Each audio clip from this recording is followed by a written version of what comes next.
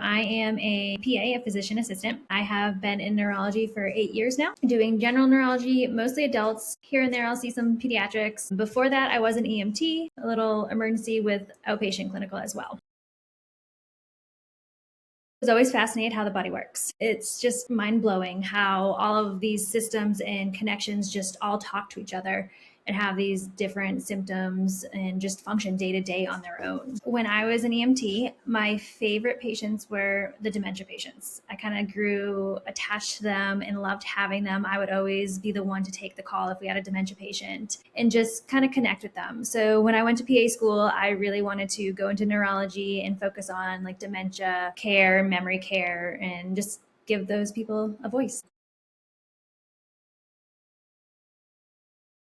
Empathy is putting yourself in the patient's shoes and the other person's shoes, trying to see like how they're feeling. And it ties into compassion so you can help how you would want to be treated with it. I just like to picture myself going through their situation and what I would want to receive on their end and how to help them in that way and try to connect better with that.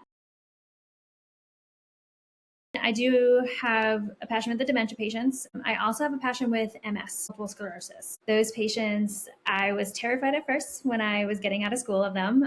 It's a big, scary word. And I feel like a lot of people see that diagnosis and just automatically get afraid and back up and be like, that's not for me. So I dove into it a little bit deeper to learn for myself so that I could be a resource for those patients. And I fell in love with MS. Those are some of my favorite patients as well. And everybody with MS is so different and the care is so different and it's more catered to that person and just giving them that voice that they need because I feel like it's lacking with MS care. I try to meet the patient where they're at, try to build that rapport at first. How much do they need from me? What kind of care do they need from me? I don't like to go in and just do the same thing with every patient because not everybody's going to be receptive that way. Some people need a little more guidance, they need to kind of run their care. Others like to be told what they want their care to be. So I try to feel that out, try to build that relationship, make them feel comfortable when they're with me. I do want them to open up and be able to tell me what's going on so I can help them better. I think patients need the most that listening ear. If we're not listening to them, we can't help them the way they need. We can't meet their expectations and their goals and what they want to see on their outlook for that. So I think it's very important to listen to them and truly hear them so that we can be their voice in medicine.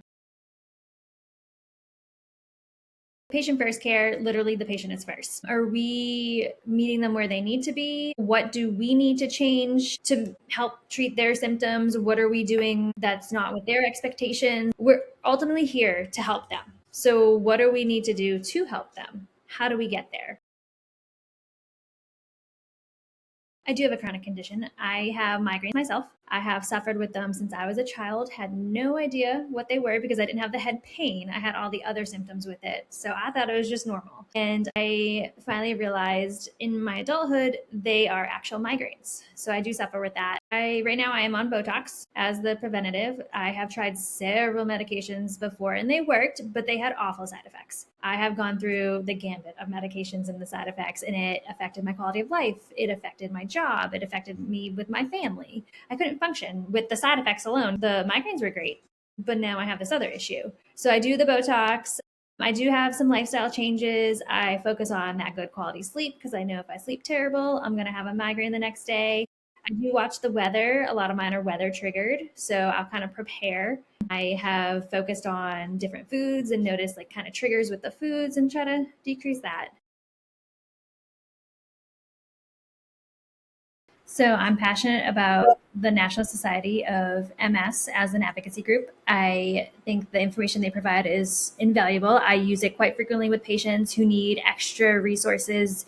It helps them connect with people in their community going through different things, more than just what we can do in the office. It gives them more help in their day to day. And I think patient advocacy is a huge benefit for patients because they can connect with other people who are going through the same things. There's another voice fighting for them out there, helping them get resources, access to different care, if they need any different equipment or any like tips to help with their chronic conditions. It helps give that extra like boost for their care, almost like a low confidence, like I'm not alone in this. It gives them an outreach to talk to somebody.